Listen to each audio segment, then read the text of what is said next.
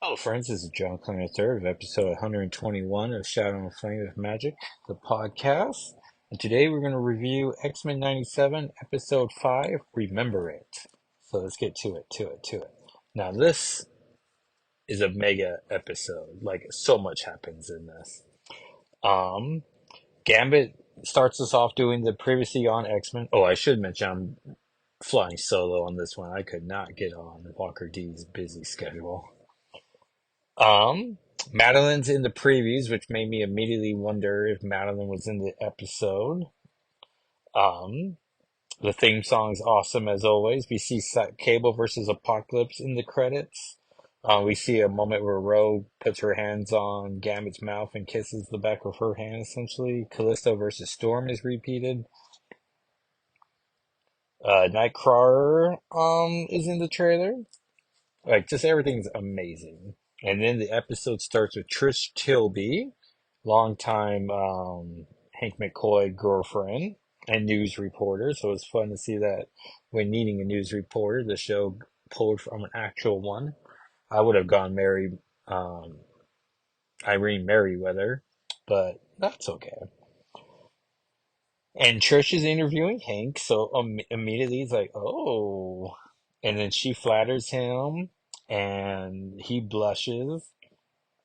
We cut to her introduction to the segment where she legit just tells everyone where the X-Men live in upstate New York. Look for the giant wall, and you'll find the X-Men. We see the O5 poster again.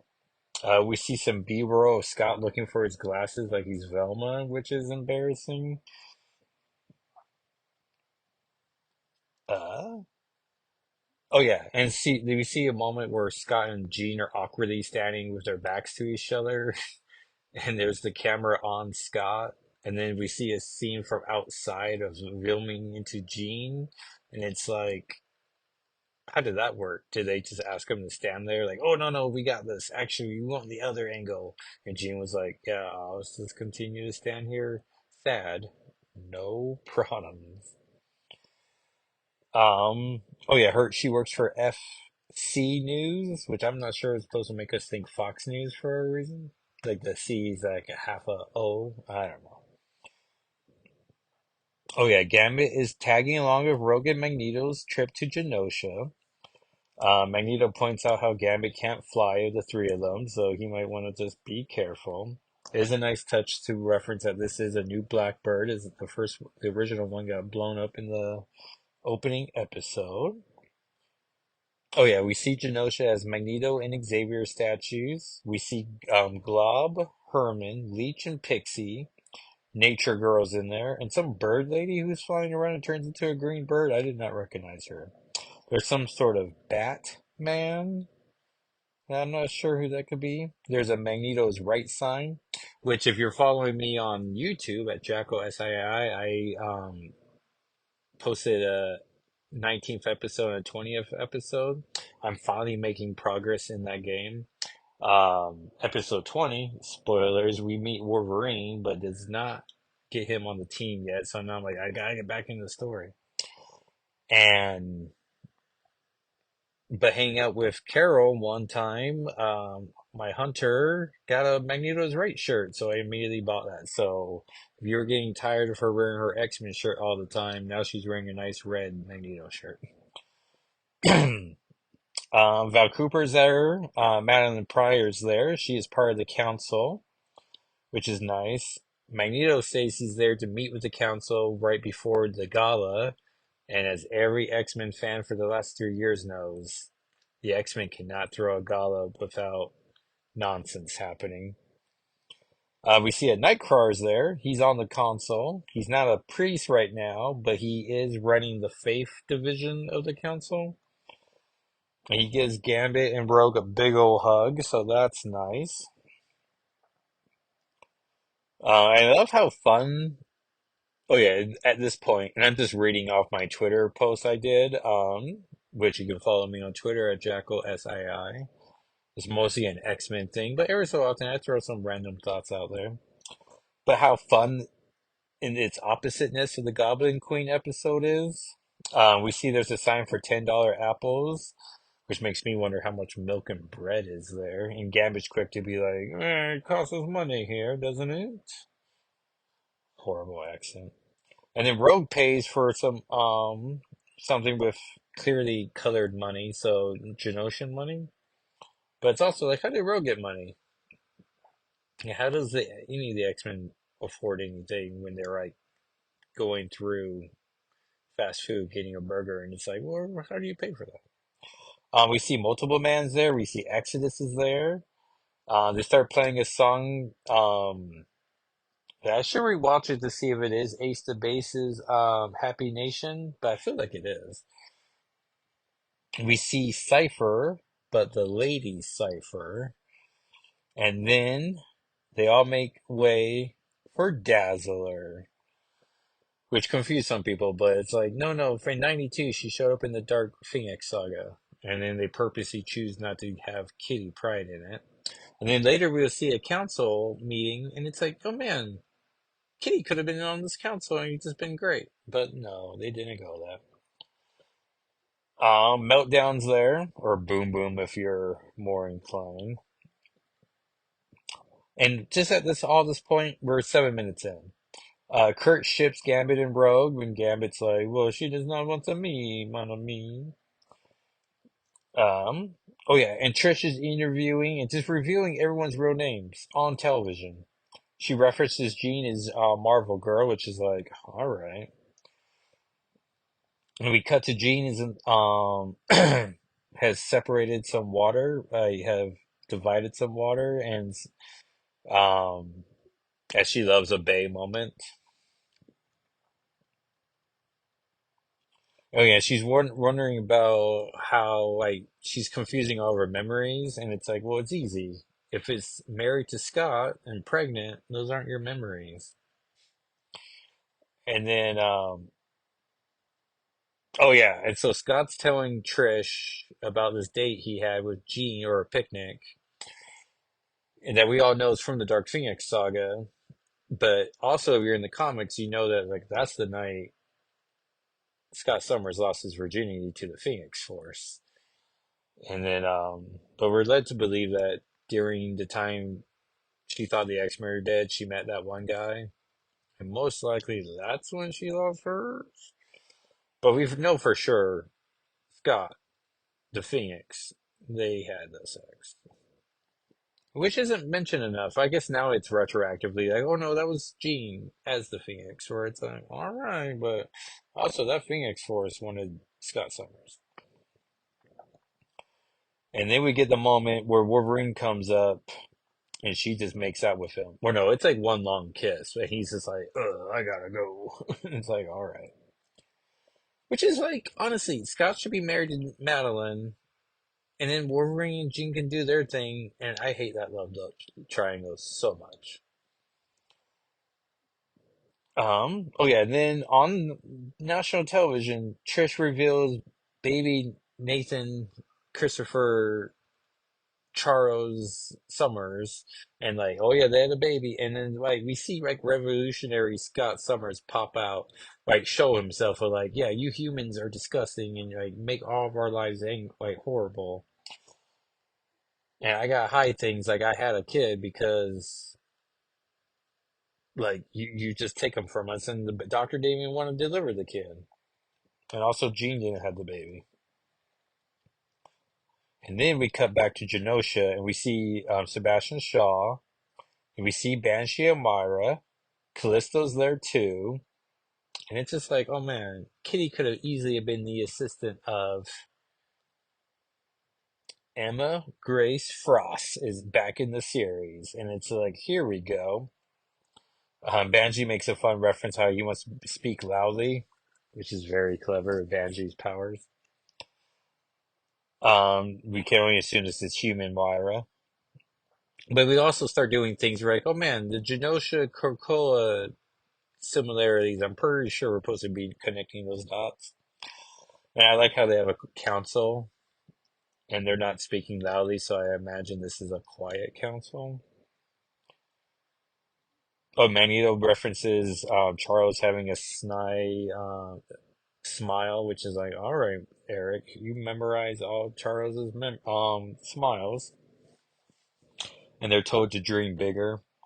I mean, will be their king, but first he wants something from them, and then we cut to Rogue being like, Queen, and it's like, oh, is the deal that he needs to marry Rogue? And the council's like, sure, but I think it'd be great. But it's also like, don't trick Rogue into marrying you. Like, be more upfront, have some romance. She deserves that. And also, we seem like this Rogue has a lot more white in her hair instead of like a white streak or the pompadour. Like it looks like it's this whole top of her head's white.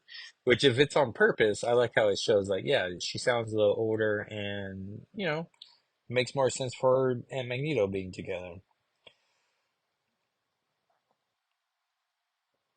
Oh yeah, and then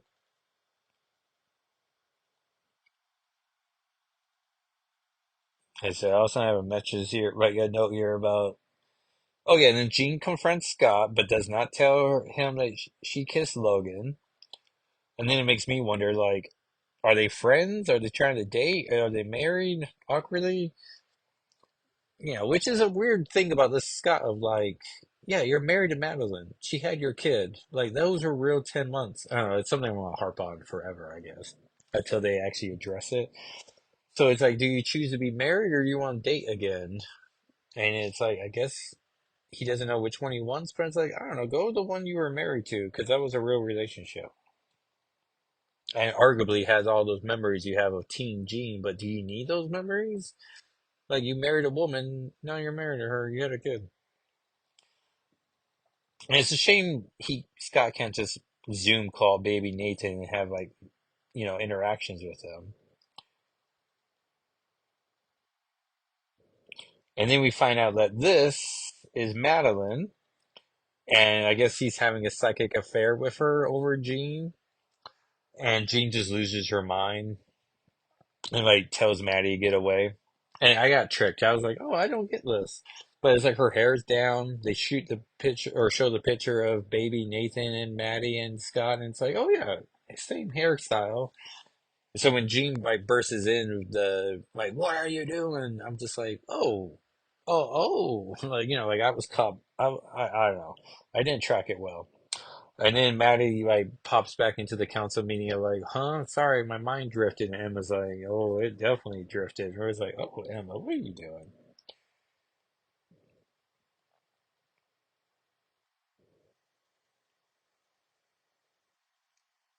Oh yeah, and then we cut back to Rogue and Magneto, and we get a Savage Land adventure, and Rogue's adopted mother, who I sort of forgot that model. I was like, oh yeah,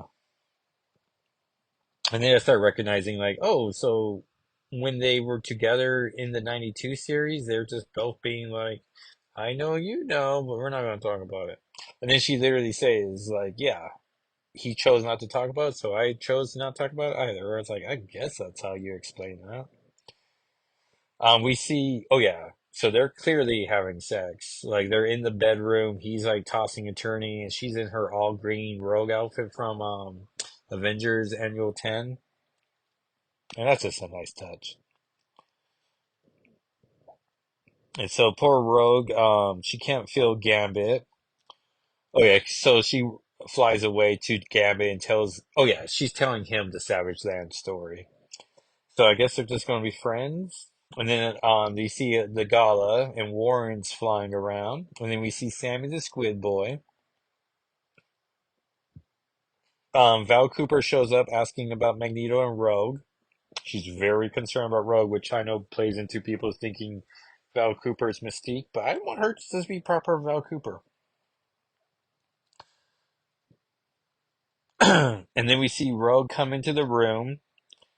Oh yeah, Maddie looks great too in her red dress. And we see Magneto, Emma, and Shaw are together. Oh yeah, and Val Cooper has a problem. And Emma's like, "Is it your dress?" And it's like, "Oh, Emma." And then we see Ro come in. Magneto flies up to her, and then Maddie and Gambit are having a drink. Oh yeah, and this song is where we definitely know this is Ace of Base's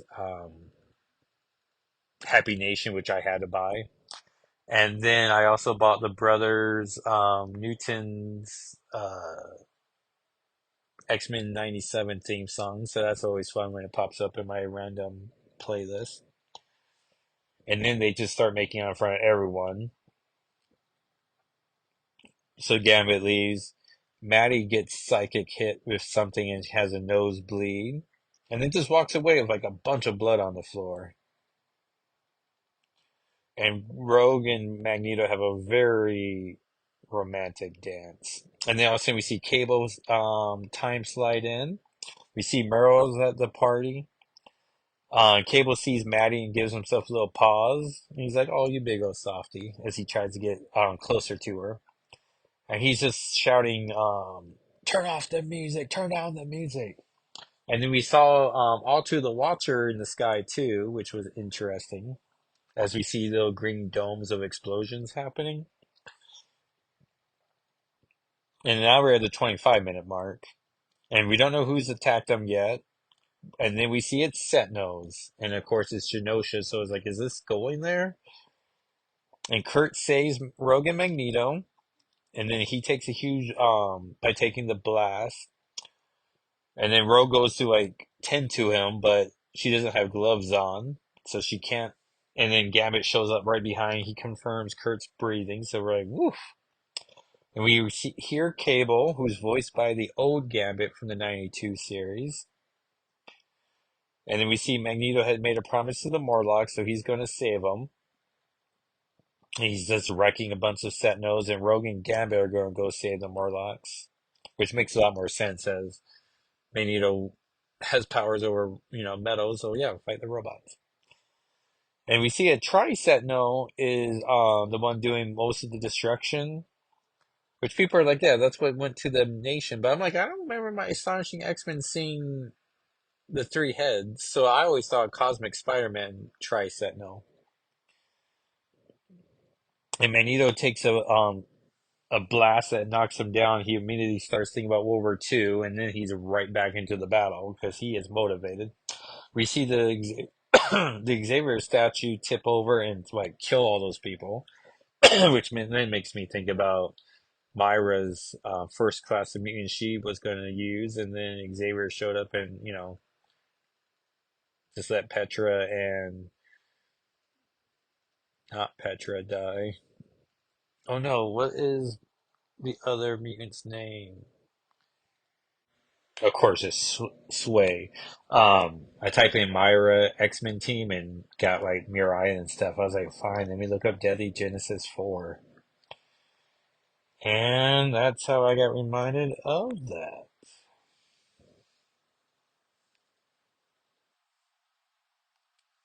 We see the Morlocks, which I don't know if they're still considered the Morlocks or they're in Genosha now, but they're still hanging out, so they're still, a ragtag team of mutants. Leech says that he believes in Magneto. Um, And then Gambit gets in there just in time to save him as the theme song kicks in, which is awesome. And then he rescues them. He gets them to Magneto, which feels like he should have gone in a different direction. And then Magneto's creating a force field so that the Tri-Sentinel can't hurt them. And then Leech is like hand on Magneto's chest because he's scared. And it's just like, oh, I guess Leech control his powers because Magneto sure is using them still. Because usually Leech just stands next to someone and just shuts their powers down. Which Bendis used that for Matthew Malloy. Well, one, Last Will and Testament of Xavier would have been a better story. But also, well, yeah. And then, no one would have been worried about Malloy in that one. And then Magneto also uses his powers to trap Rogue and Gambit so they can't save him, but then also leaves Rogue a convenient window to like look at Magneto try to save him. And then we get a giant death blast. And so we lose track of Rogue and or Magneto and the Morlocks. We see Kurt's rescuing people still. And then Gambit, um, the Sentinel turns their attention to Kurt and Gambit starts running at them in a very heroic fashion. That was just an amazing moment. And then he jumps in the air like Gambit do, and then he just takes a spear to the side as he sacrifices himself, um, which I'm sure is iconic imagery for a reason. And then he charges his whole body. He charges the um, rod that's in him that goes straight to the Sentinel, and he just explodes the whole thing. And he says, "Mon ami, my name is Gambit. To remember it." And so, title drop. And like just giant explosion, and we don't know who survived at the moment. Genosha's in flames. The X-Men are watching it from, and it's a nice touch about how they had to watch it on the news because they don't have two Blackbirds. They probably will have to make a new one now. The Magneto statue has no head. We see Kurt, Glove, and Pixie have made it, but we do not know where Emma is. I would like to think that they're going to show Emma at the like someone's going to move some rubble or the ground's going to break up as we see a diamond punch hand come through. And then we're going to see behind her that she saved like 8 children. And then, she starts joining the X-Men. That's the goal, especially now as they have some openings. And we see the episode ends with Rogue touching Gambit, just crying. Her voice actress shared that her niece passed away from cancer like days before that scene, and so she was able to channel it. And it's just like, oh, heartbreaking on so many different levels. But yeah, fifth episode in, they kill Gambit off, and it really makes you appreciate that Jubilee episode. And then the writer, who was fired under undisclosed reasons, shared that like, yeah, this is the 9/11 episode. Like for all the kids who enjoyed X-Men 92, we had 9 years later a real front face innocent loss moment. So I don't think Cable time traveling is going to fix this. If anything, Cable being there showed like, yeah, time travel is not an option here, y'all. Like this happened. And then we get a little moment where like, remember 24 when like a main character died before the episode ended, and then instead of the 24 logo and the beep beep beep of seconds moving over, it would just be silent. Well, we sort of get that, but instead of silence, we get a very slow down X-Men 97 theme song that I would buy immediately. And it's just like you just sit there recognizing that, yeah, Gambit's dead now. Also, Kurt can join the team now. So we don't know about Magneto's current standing. We don't know about the Morlocks. We see Callisto with a non-blinking eye, so I think Callisto's dead, which is sad. They get a new batch of thank yous, which let me just name everyone who gets thanked. But John Byrne, Chris Claremont, Dave Cockrum, Jerry Conway, Alan Davis, for some reason, I'm not really sure what story connected him. Michael Godine, Butch Geist, Jim Lee, Rick Leone, Rob Liefeld, I imagine because of Cable, Joe Mad for a reason, Bob McLeod maybe because of Sunspot, Grant Morrison because of the E for Extinction, Fabian Nieza, probably also for Cable, Frank Quietly because of the E for Extinction, John Romita Jr., John Romita Sr., which always makes me realize this is in alphabetical order, Werner Roth, Mark Chavestri, Louise Simonson, Paul Smith, who I love, Tom Silton, but Louise Simonson's back after not being thanked for 2 episodes, Roy Thomas, Herb Trimby, and Lean Ween. And that, everyone, is episode 5 of X-Men 97. So let me see what came out last week and give some reviews. Okay, so Invincible Iron Man 17 came out, Volume 5, and Iron Man has like fight Fei Long in his mind, or I think he's having a like panic attack or just like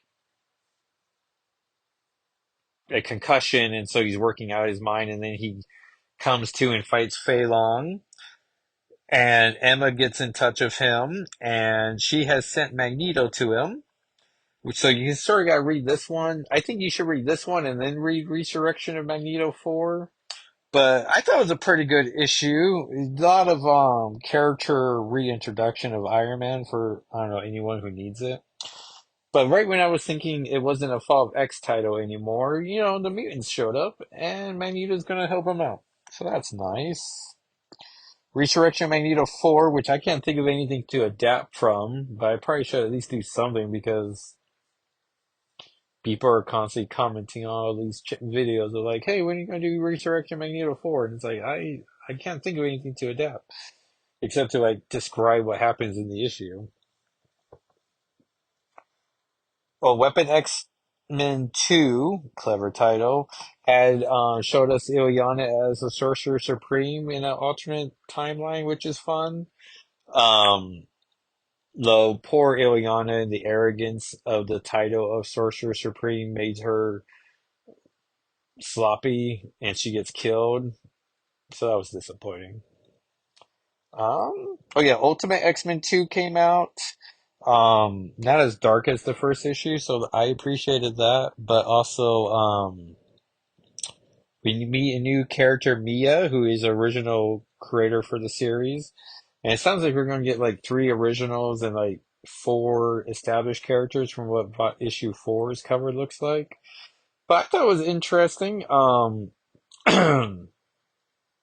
well, yeah, we see who the Shadow King is or who's running the Shadow figure.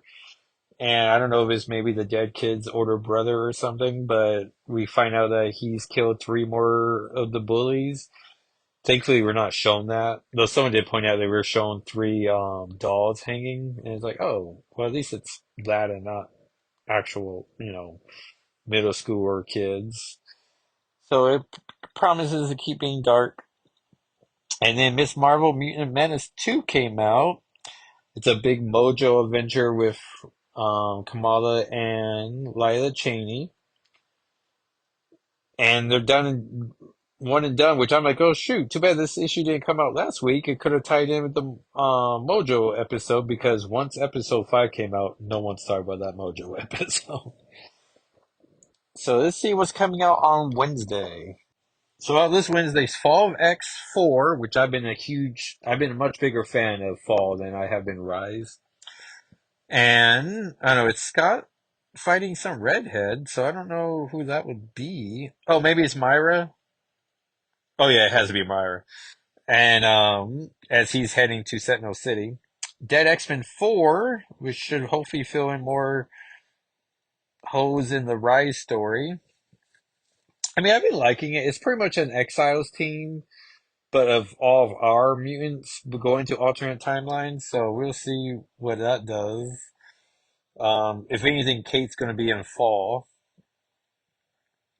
Um, oh, so it's two X titles. All right.